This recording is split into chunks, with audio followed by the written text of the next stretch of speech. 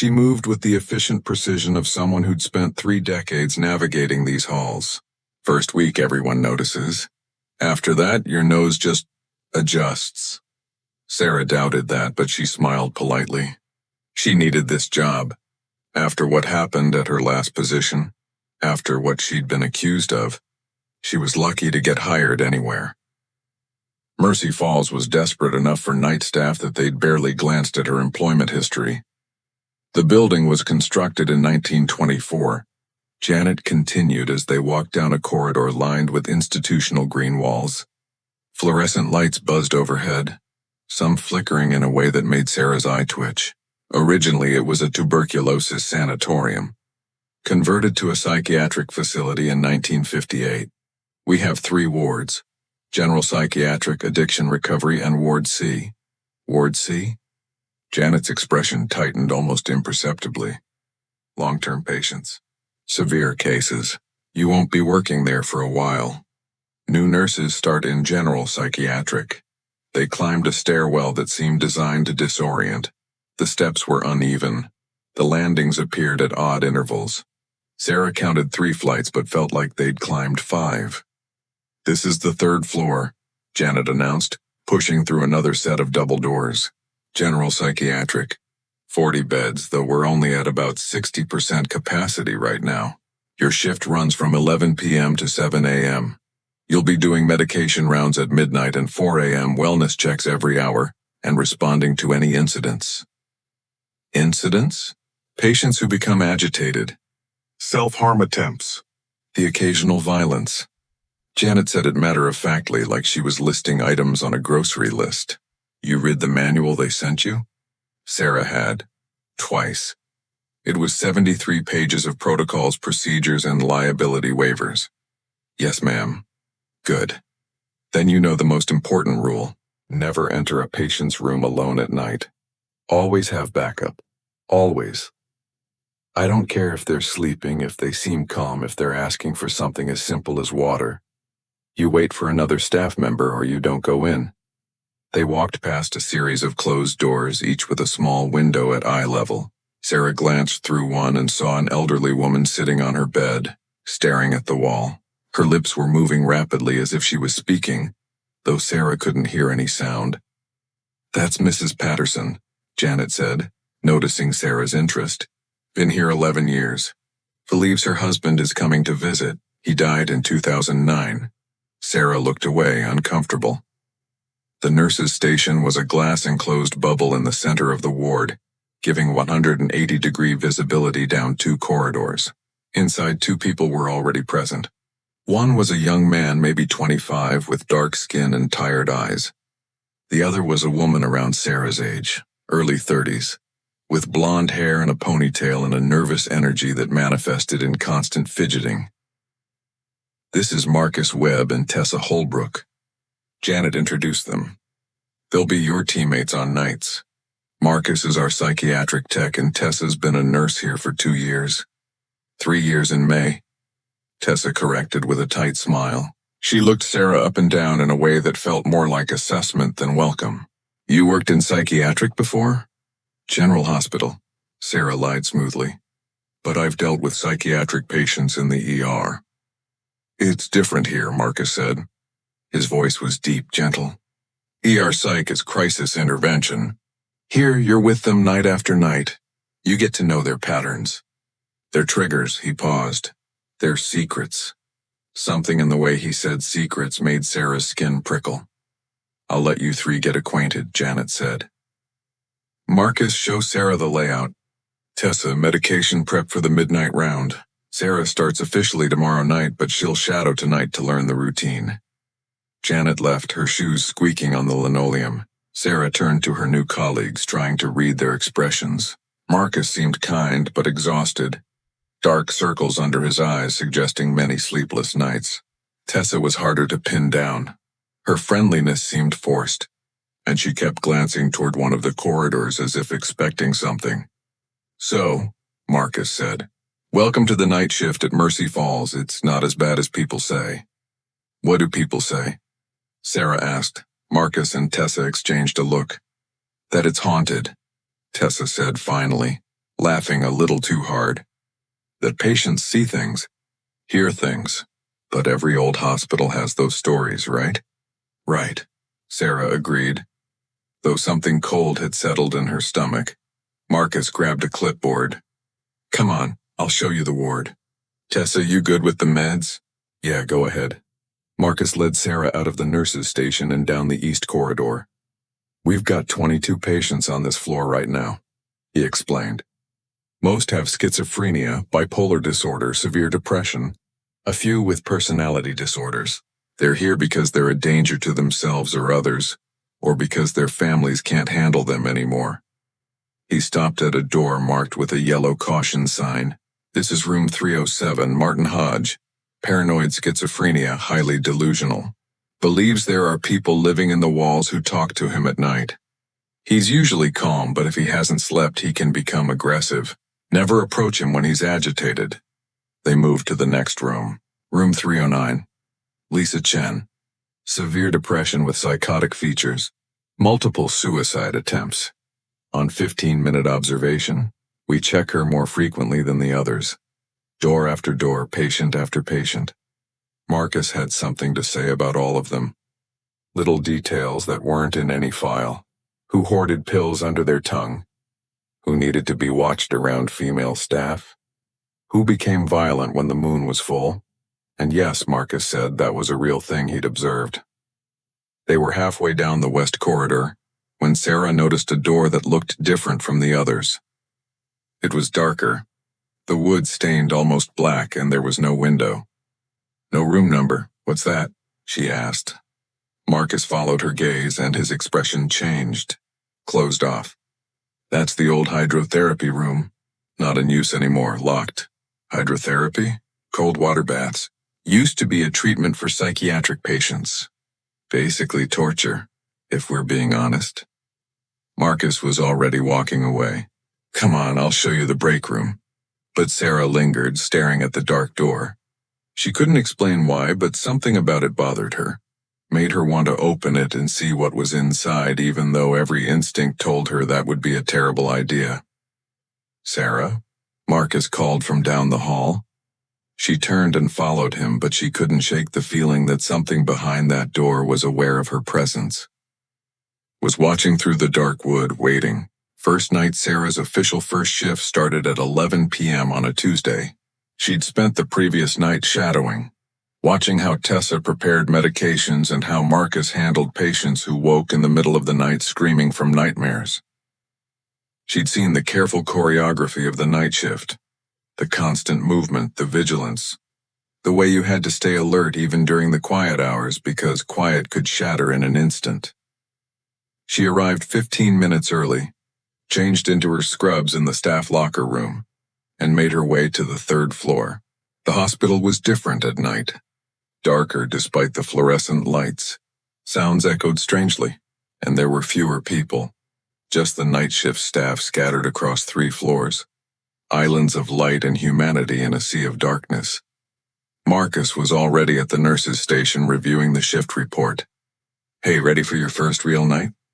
As ready as I'll ever be. That's the spirit. He slid the report toward her. Nothing dramatic in the handoff. Mrs. Patterson is convinced today is her wedding anniversary. It's not, so she might be weepy. Martin Hodge refused dinner, which could mean trouble later. And we've got a new admission in room 318. Young guy, mid-20s, suicide attempt. He's sedated now, but we'll need to watch him closely. Sarah scanned the report. The new patient's name was Jason Carr. History of depression and anxiety. Found by his roommate after taking a bottle of sleeping pills. This was his 3rd suicide attempt. Poor kid, Sarah murmured. Yeah. Marcus's expression was sad. Some people fight their demons their whole lives. Some demons win. Tessa arrived 10 minutes late looking frazzled. Sorry. Traffic on Route 6 was a nightmare. Someone hit a deer. You're fine, Marcus assured her. We were just reviewing the report. The first few hours were relatively calm.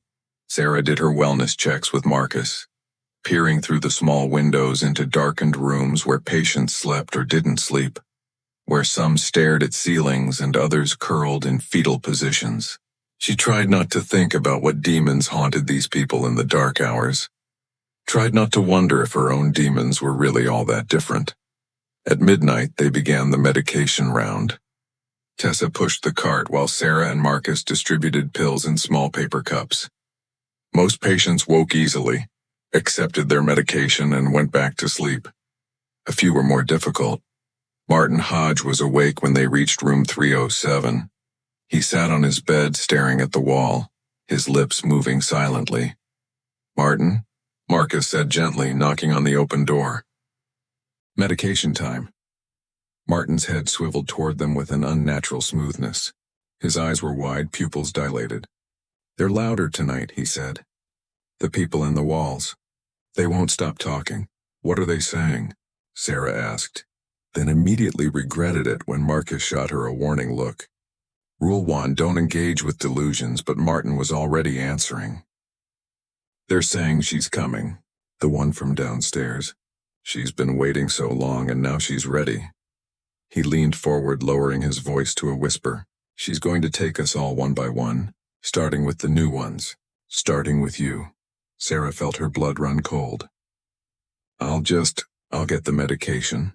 She retreated to the medication cart where Tessa was organizing pills. "Is he always like that?" Sarah asked quietly. "Martin?" "Yeah, pretty much. The wall people are his main delusion. Sometimes they tell him to hurt people, but mostly they just talk. It's sad, really. He used to be a high school teacher before the schizophrenia got bad." Sarah glanced back at room 307. Marcus was sitting on the edge of Martin's bed, talking to him in low, soothing tones. Gradually, Martin's agitation seemed to ease. He accepted his medication and lay back down. When Marcus emerged, he looked tired. "He's getting worse," he said quietly. "The delusions are more intense. Last week he was convinced the wall people were his students. Now they're threatening. We might need to adjust his meds." They continued the round. Room after room, patient after patient. Sarah was beginning to relax, to feel like maybe she could handle this when they reached room 318. Jason Carr, the new admission, was supposed to be sedated, but when Marcus looked through the window, his expression changed. "Shit, what?" Sarah moved to look. The room was empty. The bed was mussed but unoccupied. The bathroom door stood open, also empty. "Code yellow," Marcus said sharply, already moving. "We've got a runner." The next 15 minutes were chaos. Marcus hit the panic button, summoning Janet and the other night staff. They spread out, searching the ward. Sarah checked the break room, the bathrooms, the supply closets. Tessa searched the patient rooms, waking people up, asking if they'd seen the new patient. Sarah was checking the west corridor for the second time when she noticed something. The door to the old hydrotherapy room, the dark door with no window, was slightly ajar. Her heart began to pound. That door was supposed to be locked. Marcus had said it was always locked. "Marcus," she called out, but he was too far away to hear. Sarah approached the door slowly. She should wait. Get back up. Follow the rules. But what if Jason was inside? What if he'd hurt himself? She pushed the door open. The room beyond was dark, but light from the hallway spilled in, revealing a space that was larger than she'd expected. Old tile lined the walls and floor. In the center of the room was an ancient bathtub. Not the normal kind, but a deep metal tub with straps attached to the sides. Restraints. Around the tub were dozens of dark stains on the tile. "Water damage," Sarah told herself. "Just old water damage, Jason," she called softly. No answer. The room was empty. Sarah was about to leave when she heard it. A whisper, so faint she almost thought she'd imagined it. "Help me." She froze. "Hello? Please, help me, I'm so cold." The voice was coming from the tub, but the tub was empty. Sarah could see that clearly. Nothing was there. She should leave. Should back away and close the door and never come back to this room. But something compelled her forward one step, then another. She reached the edge of the tub and looked down. For just a moment, less than a second, the tub wasn't empty. There was a woman inside, pale skin, dark hair, eyes wide with terror. Her mouth was open in a silent scream and her hands reached up, clawing at air. Then the vision was gone. The tub was empty. Just old metal and dark stains. Sarah stumbled backward, her heart racing. She was hallucinating. Had to be. The stress of the new job, the lack of sleep, the darkness. Sarah. She spun around. Marcus was in the doorway with Janet right behind him. Both looked alarmed. "What are you doing in here?" Janet demanded. I thought I heard someone. The door was open and I thought Jason might be. "This door is always locked," Janet said sharply. "Always? How did you get in?" "It was open." "I swear it was already open." Janet and Marcus exchanged a look that Sarah couldn't interpret. Finally, Janet said, "We found Jason. He was in the stairwell, confused and trying to find the exit. He's back in his room now, sedated." She paused. "This room stays locked, Sarah. Don't come in here again." "Understood?" "Yes, ma'am." "Good. Get back to your rounds." Janet ushered her out and Marcus pulled the door closed. Sarah heard the distinct sound of a lock clicking into place. As they walked back toward the nurse's station, Marcus leaned close and whispered, "It's not always locked. Don't believe that. Sometimes it opens on its own. When it does, don't go in. Ever. Nothing good happens in that room." "What do you mean?" Sarah whispered back. But Marcus was already walking away, leaving her with more questions than answers and the lingering image of a woman who couldn't possibly have been there, screaming silently from an empty tub. The rest of the shift passed without incident, but Sarah couldn't shake what she'd seen.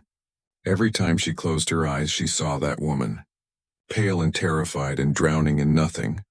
When 7 a.m. finally arrived and the day shift took over, Sarah was exhausted in a way that had nothing to do with physical tiredness. She'd been scared, genuinely scared for the first time in years. She should quit, should walk away and never come back.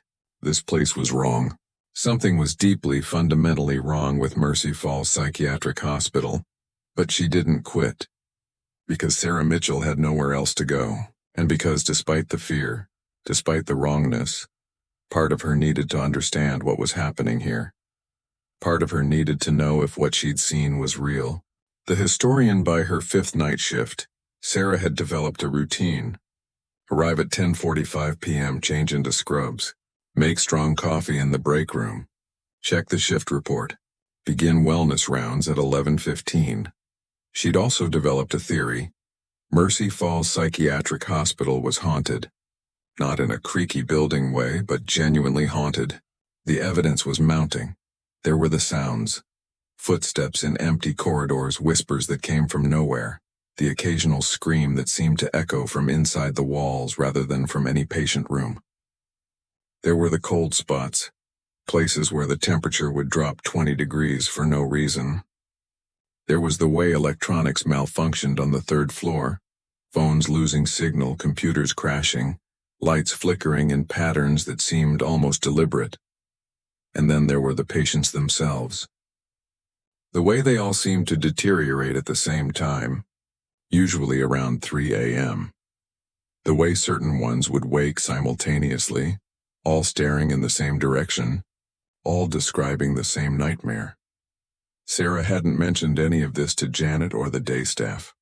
She'd quickly learned that talking about the weird stuff marked you as unstable, someone who couldn't handle the night shift. But Marcus and Tessa knew. Of course they knew. They'd been experiencing it for years.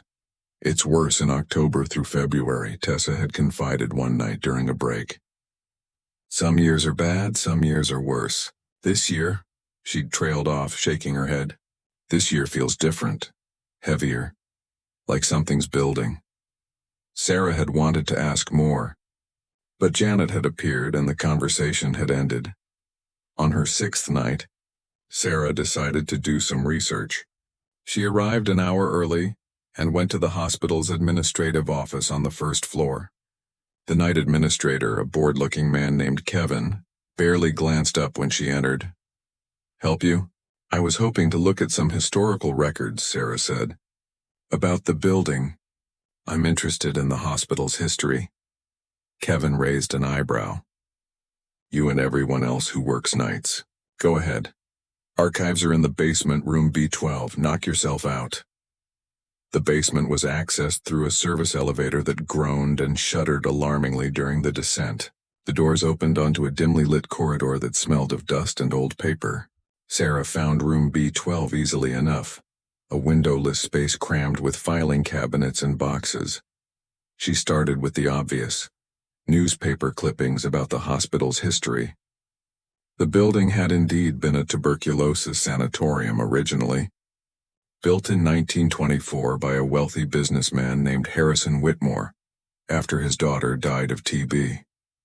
It had been state-of-the-art for its time, designed to maximize fresh air and sunlight, ironic, given how dark and oppressive it felt now. The sanatorium had operated for 34 years before closing in 1958, ostensibly because antibiotics had made such facilities obsolete. But Sarah found a newspaper article from that year with a more interesting story. Whitmore Sanatorium closes amid scandal, multiple deaths under suspicious circumstances.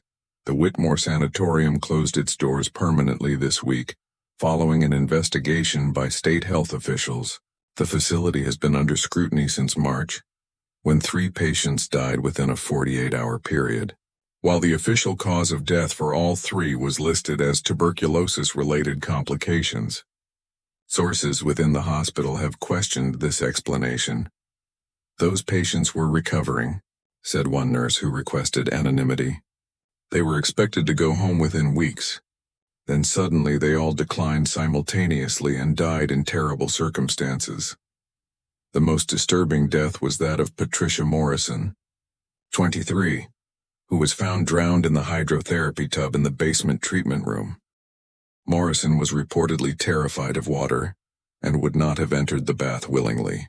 2 other patients, Robert Chen and Margaret Sawyer, both 19, died in their beds of what officials termed respiratory failure, though staff reported both appeared to have been suffocated. State investigators found no evidence of foul play, but recommended the facility be shut down pending renovations and staff changes. Harrison Whitmore, the sanatorium's founder and primary benefactor, refused to comment. Sarah sat back, her heart racing. Patricia Morrison, drowned in the hydrotherapy tub. Could that have been the woman Sarah saw? The ghost in the bathtub? She dug deeper, finding more articles about the facility's conversion to a psychiatric hospital in 1959. More scandals, more suspicious deaths. A patient who'd hanged himself in 1967. 2 more who'd drowned. 1 in a bathtub, 1 in a toilet, which seemed impossible but was documented. A nurse who'd had a breakdown in 1973 and was later found dead in her apartment from an overdose. But the most interesting thing Sarah found was a journal. It was tucked in a box of miscellaneous records from the 1960s. A simple composition notebook with no identifying information on the cover. Inside, written in neat handwriting, was a chronicle of strange occurrences. September 15, 1962. Patient in room 307 reported seeing a woman in her room at 3 a.m. Woman was described as pale, wearing a white gown soaking wet. No one was there when staff investigated. October 3, 1962. 2 patients on 3rd floor both had same nightmare, drowning in dark water while someone held them under. Both woke screaming at exactly November 12, 1962. Staff reported hearing whispers coming from the old hydrotherapy room. Room has been locked and unused since the facility became a psychiatric hospital. Upon investigation, found the door standing open despite being locked. Inside, the old bathtub was filled with water. No plumbing has been connected to that tub since 1958. The journal continued for years, documenting incident after incident, apparitions, sounds, objects moving on their own, patients who claimed to see the drowned woman. And always it happened at night, never during day shifts. The last entry was dated 1965. I can't work here anymore. Something is wrong with this building. Something has been wrong since the beginning. I've tried to document it, tried to prove I'm not crazy, but no one will listen. They say it's just the patient's delusions affecting the staff. But I know what I've seen. I know what's real. If anyone reads this, if anyone experiences what I've experienced, please believe them. Whatever happened in this building, whatever died here, it didn't leave. It's still here. Still angry. Still hungry. And I think it's getting stronger. Sarah photographed every page of the journal with her phone. Then she replaced it in the box and left the archive room, her mind racing. This was real. Or at least, people had been experiencing the same phenomena for decades. She wasn't crazy. Marcus and Tessa weren't crazy. Something was genuinely wrong with Mercy Falls Psychiatric Hospital. The question was, what was she going to do about it? Sarah made it to the third floor with 10 minutes to spare before her shift started. Marcus was already there, looking even more exhausted than usual. "You okay?" Sarah asked. "Bad night last night," he said. Martin Hodge had a complete breakdown. Took 4 of us to restrain him. He kept screaming about the woman in white, how she was coming for all of us. Marcus rubbed his face. "It's getting worse, Sarah. I've worked here for 6 years and I've never seen it this bad." "Seen what exactly?" Marcus looked around to make sure they were alone. "The haunting. Or whatever it is. Usually it's just little things. Sounds, cold spots, patients having nightmares. But lately it's been more active. More aggressive. Things are escalating. Have you ever tried to figure out why? Like what's causing it?" Tessa did some research a few years back. Found out about the deaths in the 1950s, the drownings. She thinks it's a ghost named Patricia Morrison who's haunting the place. But I don't know. It feels bigger than one ghost. It feels like, he struggled for words, like the whole building is infected with something. Like death and misery seeped into the walls over the years and became something alive. Sarah thought about the journal entry.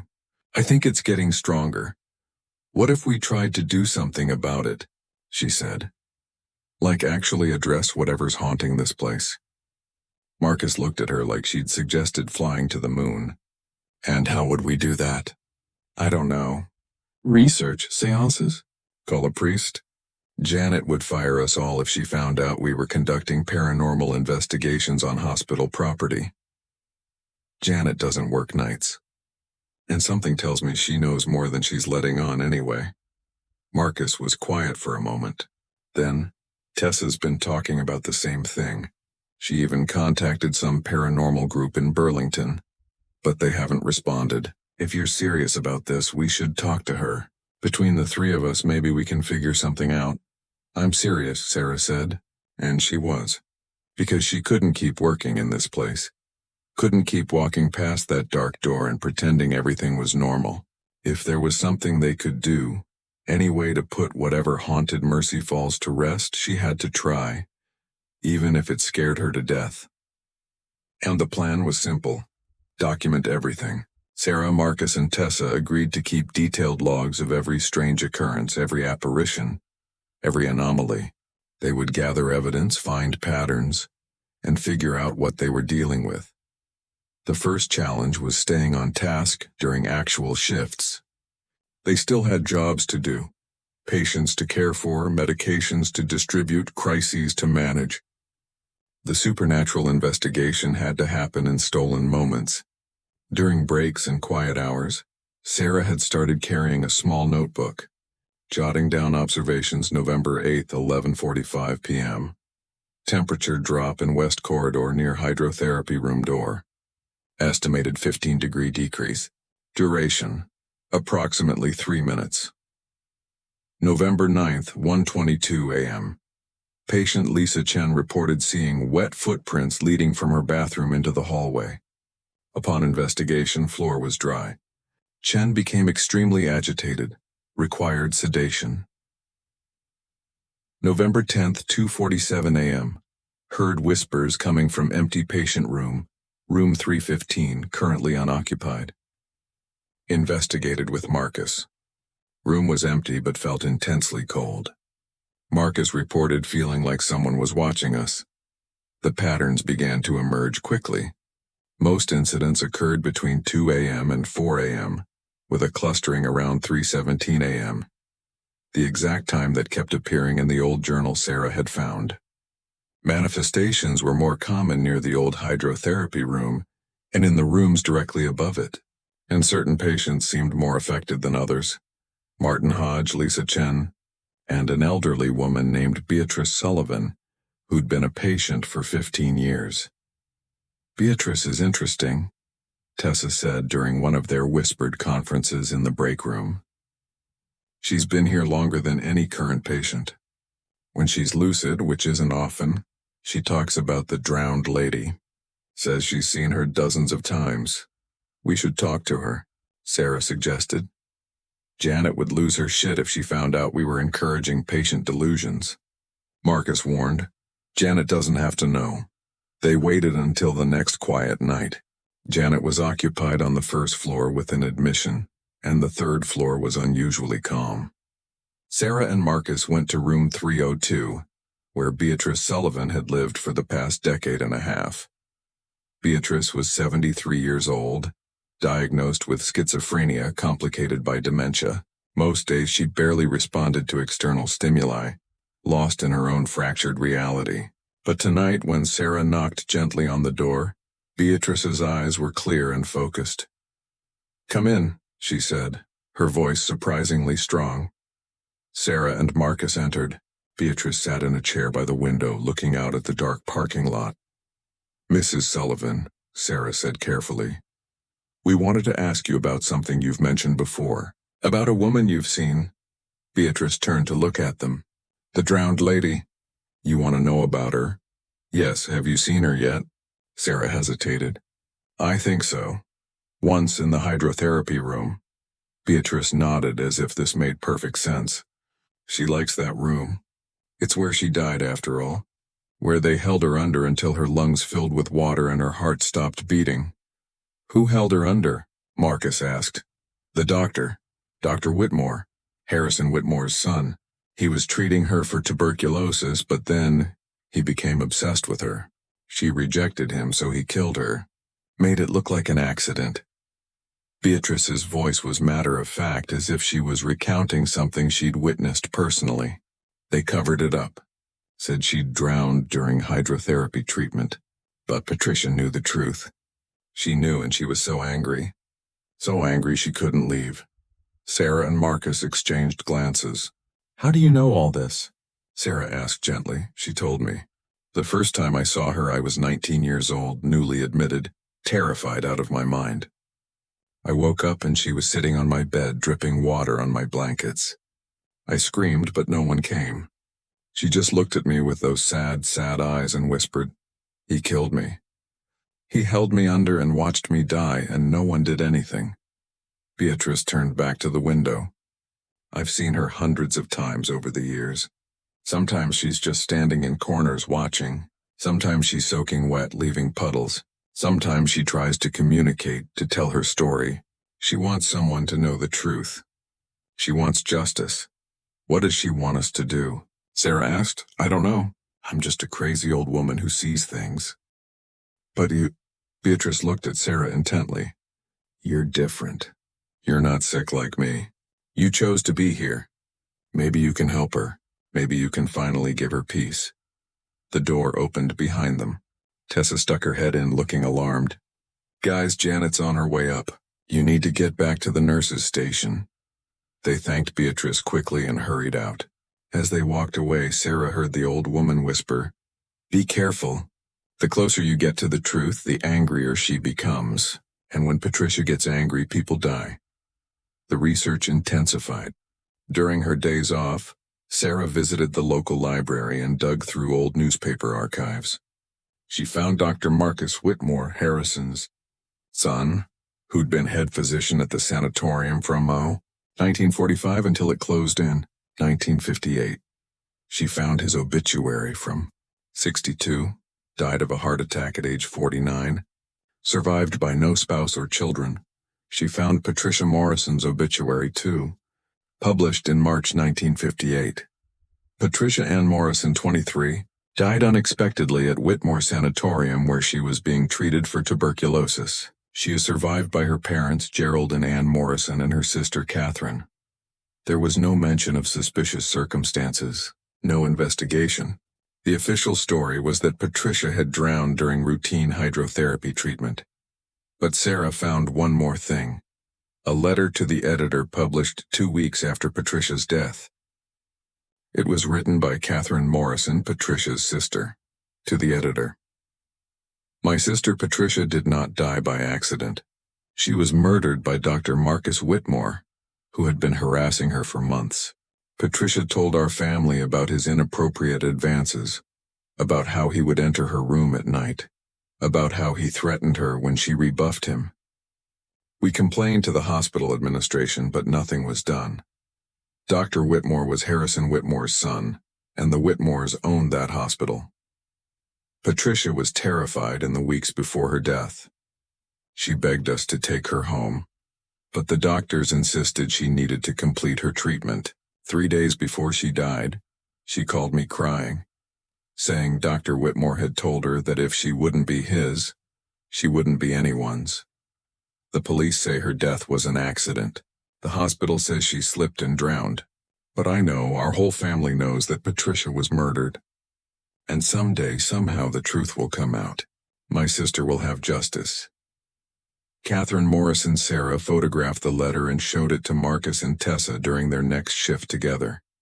They read it in the break room, and when they finished, Tessa's hands were shaking. "So it's true," she whispered. "Patricia was murdered and they covered it up. And now her ghost is haunting the hospital," Marcus said, trapped here trying to tell her story. "But why is it getting worse?" Sarah asked. "If she's been here since 1958, why is the haunting escalating now?" None of them had an answer. That night, things took a dark turn. It started just after 3 a.m. Sarah was doing a wellness check on the West Corridor when she heard Martin Hodge screaming. Not the usual nighttime disturbance screaming. This was different. Brought terror. She ran to his room. Through the window she could see Martin press "thanks for watching," like, subscribe and share to the friends.